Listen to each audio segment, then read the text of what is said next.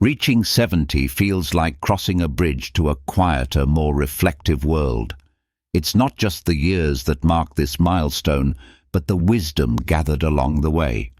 Life, once filled with a whirlwind of activity, friends, family gatherings, and the endless hum of society, now feels different. The noise no longer holds the same allure. The energy I once poured into maintaining appearances and meeting others' expectations now feels better spent on something far more precious: myself.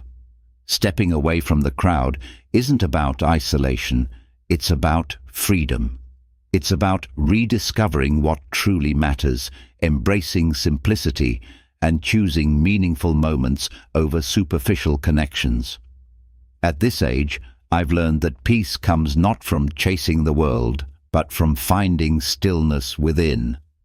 If you've ever wondered why stepping back can feel so freeing, or if you're curious about the lessons that come with this phase of life, stay with me.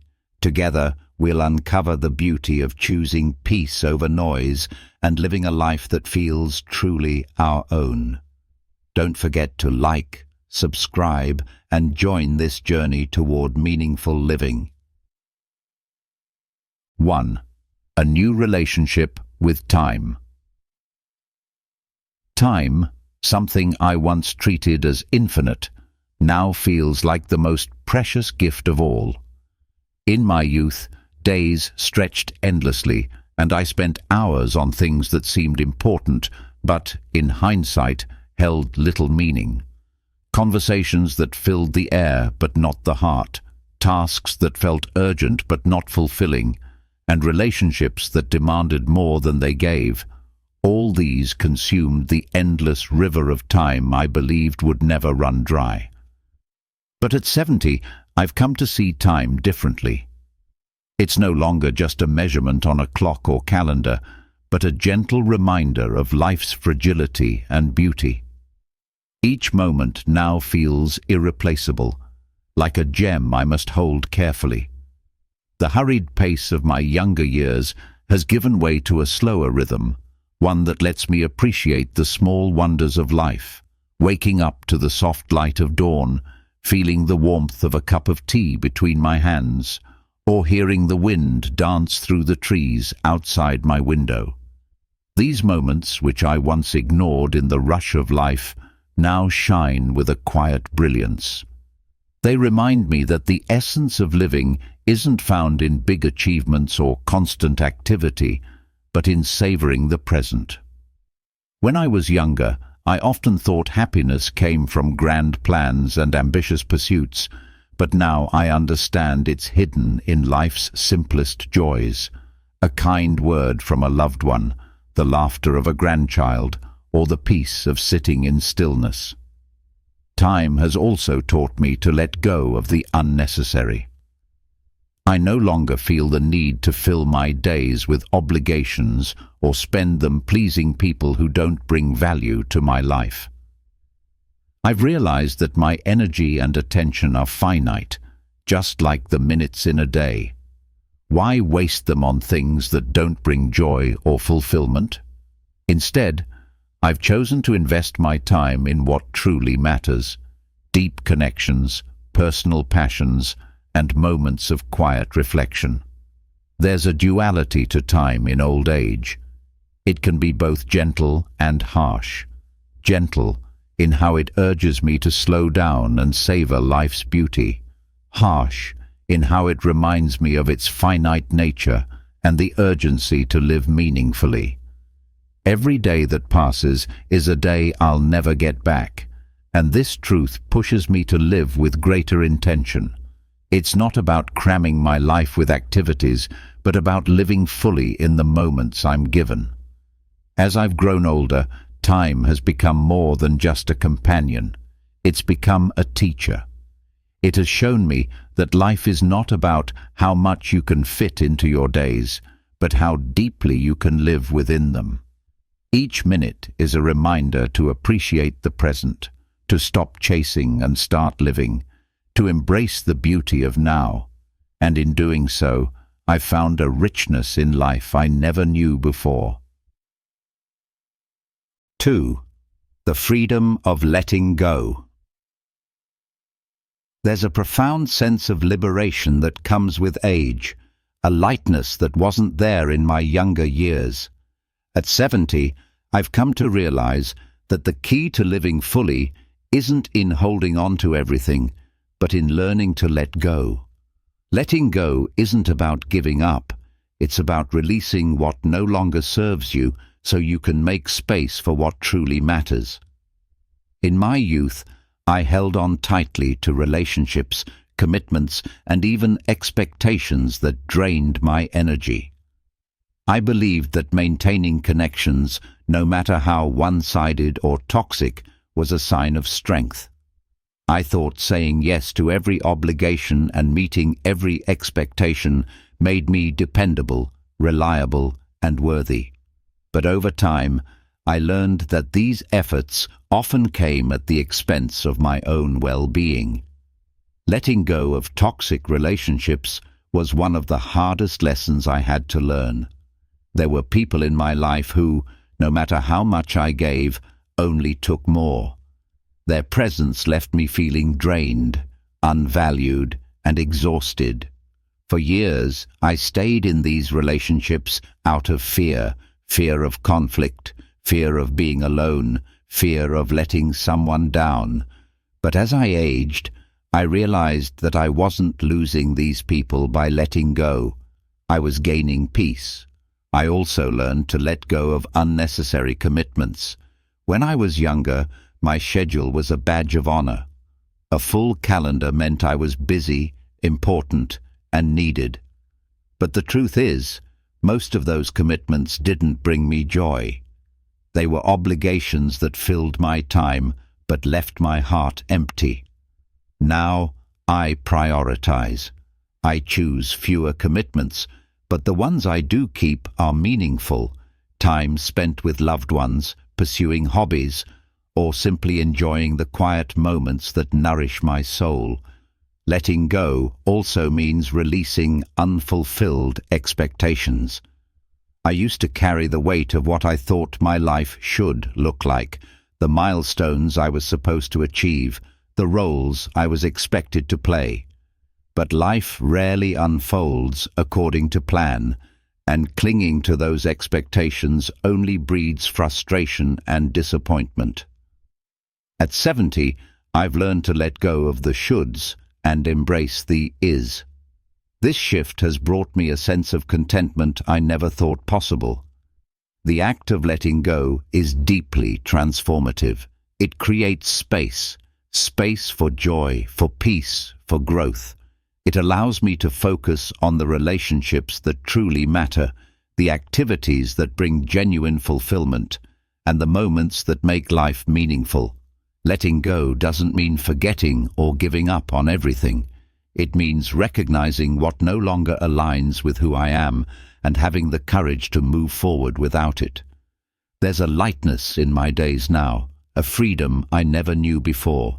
By letting go, I've found myself again. I've learned that I don't need to carry everything to feel complete. The weight I once bore has been replaced by a sense of clarity and peace, a gift I wish I had embraced sooner. For much of my life, yes was my default response. I said yes to requests, obligations, and expectations without hesitation. I thought saying yes was the only way to show love, to be dependable, and to keep relationships intact. But each yes came at a cost, a piece of my energy, my time, and often my peace of mind. It wasn't until later in life that I discovered the transformative power of saying no. Saying no isn't easy, especially for those of us who spent years trying to please others. In my younger days, I feared that turning someone down would lead to conflict or disappointment. I didn't want to seem selfish, unkind, or unwilling, so I stretched myself thin, pouring energy into commitments that didn't bring joy or fulfillment. But as the years passed, I began to see that saying yes to everything often meant saying no to myself. Now, at 70, I've learned that saying no is not an act of rejection, It's an act of self-respect. It's a way of honoring my own needs, protecting my emotional well-being, and choosing what truly matters in my life. Saying no allows me to set boundaries, boundaries that safeguard my time, energy, and peace. These boundaries don't shut people out. They simply ensure that I can show up fully and authentically for the things and people that truly matter. Saying no has also given me a sense of control over my life that I never had before. In my younger years, my schedule often felt like it belonged to everyone else. I was running from one commitment to another, leaving little time for myself. But now, I choose carefully. I prioritize meaningful commitments, time spent with loved ones, pursuing hobbies that bring joy, or simply resting in the quiet moments that allow me to recharge. Learning to say no has been a journey of emotional growth. It has taught me that my value is not determined by how much I do for others, but by how I live authentically. It has shown me that I can love and care for others while still honoring my own needs. By saying no to what drains me, I can say yes to what fills me. This shift has transformed my relationships as well. The people who truly care about me understand and respect my boundaries. They don't see my no as a rejection of them, but as a sign of the deep respect I have for myself and my time. In turn, these relationships have grown stronger, built on mutual understanding and respect. Saying no has brought a profound sense of freedom to my life. It has allowed me to reclaim my time, focus on what truly matters, and live with greater intention. At 70, I no longer feel the need to explain or justify my choices. I've learned that no is not a negative word, it's a powerful one, and in saying it, I've found the peace and fulfillment I had been seeking all along. 3. Finding peace in solitude. When I was younger, I feared solitude. The thought of being alone conjured images of loneliness and isolation, a life devoid of connection and joy. I believed that fulfillment could only be found in the company of others, in the bustling energy of crowds, conversations, and constant activity. But as I've grown older, I've come to realize something profound. Solitude is not loneliness. Instead, it is a gift, a sanctuary where I can find peace, clarity, and a deeper connection with myself. The noise of life, once so alluring, has faded in its appeal. I used to fill my days with the chatter of others, thinking it would bring me happiness. But so often, those interactions felt hollow, leaving me drained rather than enriched. At 70, I've discovered that it's not the quantity of interactions, but the quality of the time I spend, both with others and, most importantly, with myself, that brings true fulfillment. Solitude has become my haven. It's in the quiet moments of life that I find the richness I once sought in external validation. Sitting by the window as sunlight filters through, sipping tea in the stillness of morning, or walking slowly through nature's embrace, these are the moments where I feel most alive. They are not grand or extravagant, but they are profoundly meaningful.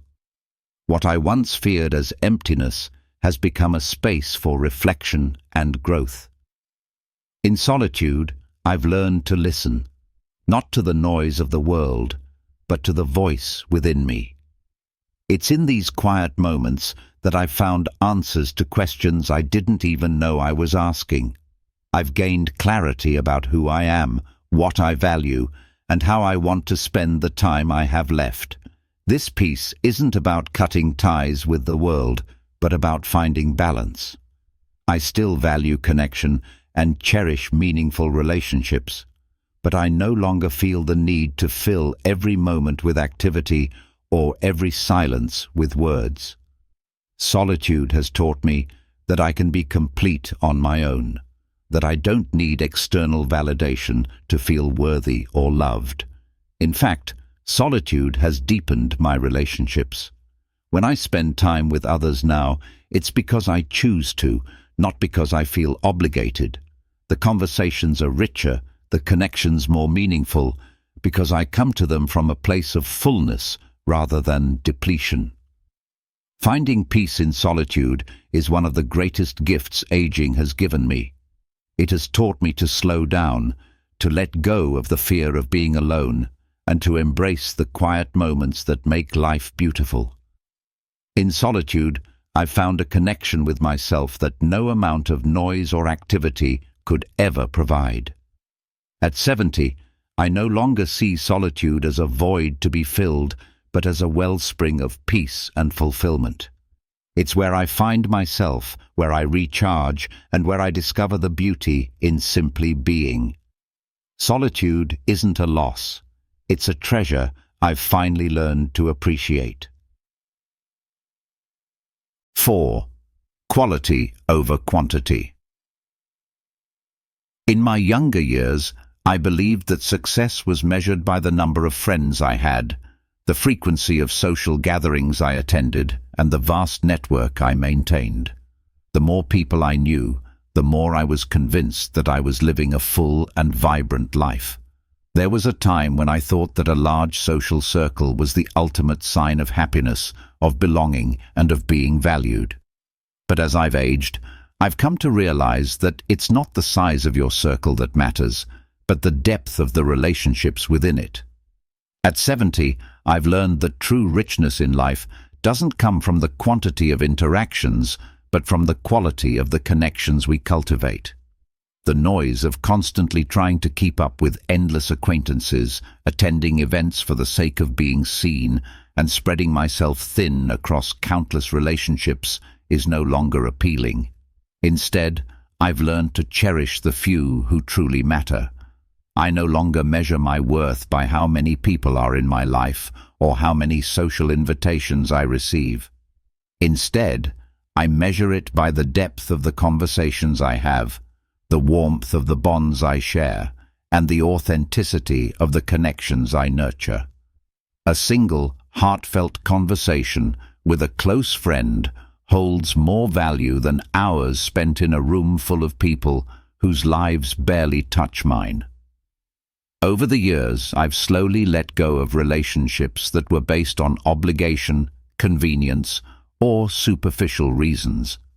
I've stopped attending events that didn't bring me joy, and I no longer feel the need to maintain relationships out of fear or societal pressure. The result? I've made space for the relationships that truly nourish me. These are the people who stand by me not just in good times, but in difficult moments as well. They are the ones who understand me without needing to be told, who offer their support without strings attached, and who bring out the best in me. Having a few close friends who truly know me has proven to be far more valuable than having many acquaintances. It's in these relationships that I find trust, respect, and a sense of belonging that no large social event could ever provide. The quality of these bonds, how deeply we connect, how genuinely we care for one another, is what makes them so precious. As I reflect on my life, I realize that I'm not alone simply because I have a small circle. I'm surrounded by love and support because I've chosen to invest in meaningful, lasting relationships. These relationships are not built on surface-level interactions, but on shared experiences, mutual respect, and deep understanding.